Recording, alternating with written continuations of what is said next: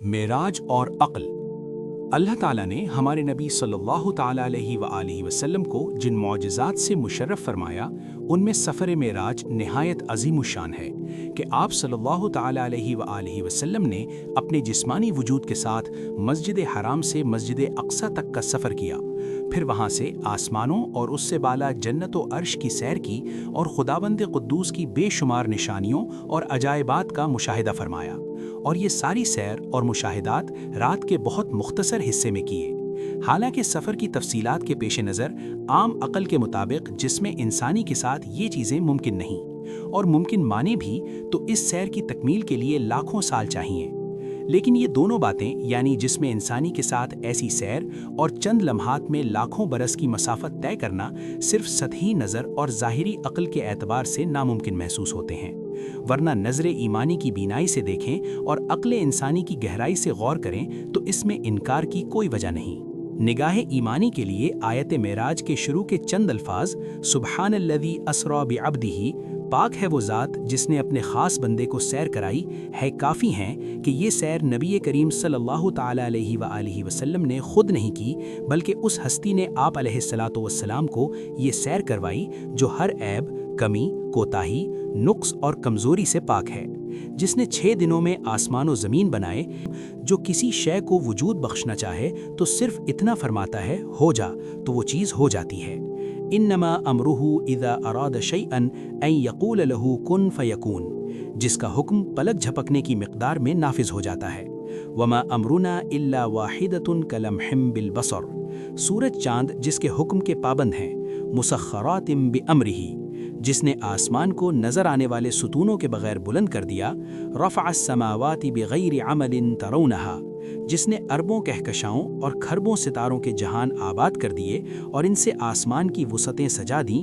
वलक़द ज़य्यन्नस समा अद्दुनिया बिमसाबीह, मोमिन की निगाह तो मौजिज़े मेराज को इस अंदाज में देखती है और युमिनून बिल ग़ैब पर अमल करके हिदायत व फलाह से सरफराज होती है।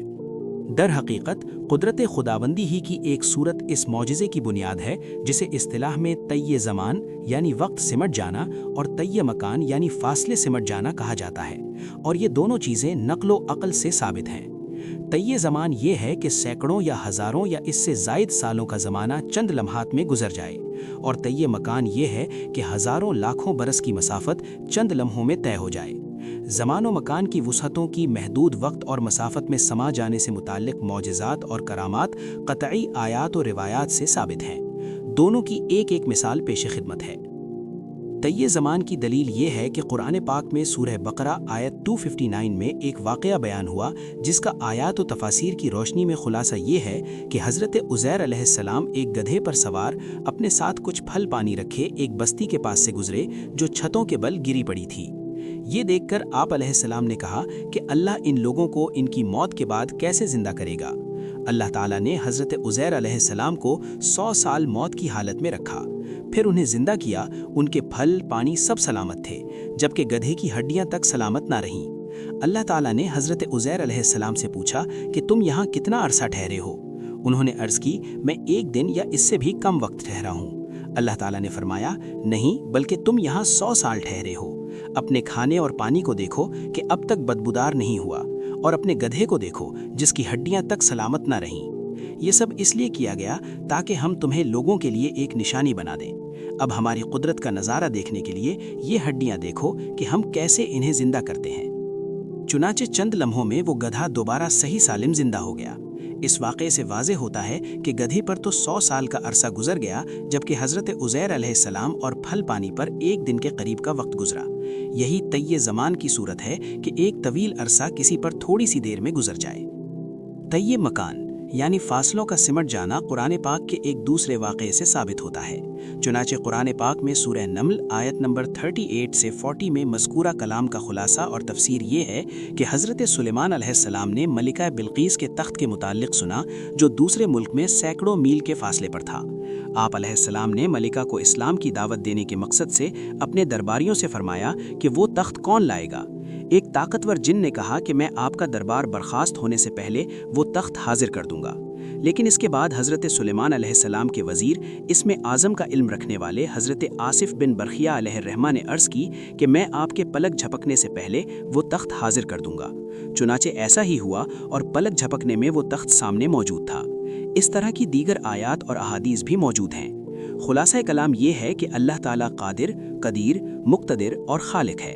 وہ اپنی قدرت و شان تخلیق کا جیسے چاہے اظہار فرمائے، یہ اس کی شان ہے۔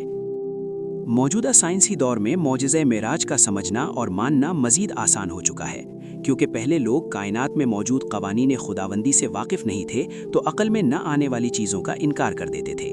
جیسے اگر کوئی شخص آج سے 1000 سال پہلے دعویٰ کرتا کہ لاکھوں ٹن وزنی لوہے کا بنا ہوا محل ہوا میں اڑ سکتا ہے تو لوگ مذاق اڑاتے، لیکن آج ہوائی جہاز کو سب تسلیم کرتے ہیں۔ یوں ہی 500 سال پہلے اگر کوئی شخص کہتا کہ ایک بٹن دبانے سے لاکھوں پنکھے، مشینیں اور چیزیں حرکت میں آ سکتی اور کروڑوں بلب روشن ہو سکتے ہیں اور ایک بٹن دبانے سے سب کچھ بند ہو سکتا ہے تو سننے والے انکار کر دیتے۔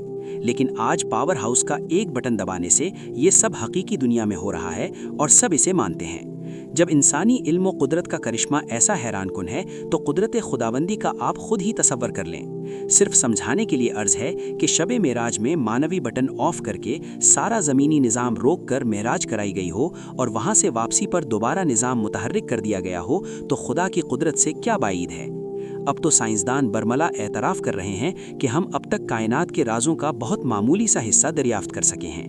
چنانچہ ماضی قریب کا سب سے بڑا سائنسدان آئنسٹائن کہہ گیا ہے کہ میں نے ریڈیو دوربین کے ذریعے ایک ایسا کہکشاں تو دیکھ لیا ہے جو زمین سے 2 کروڑ نوری سال دور ہے، یعنی روشنی جو فی سیکنڈ 1 کروڑ 86 لاکھ میل طے کرتی ہے وہاں 2 کروڑ سال میں پہنچے گی۔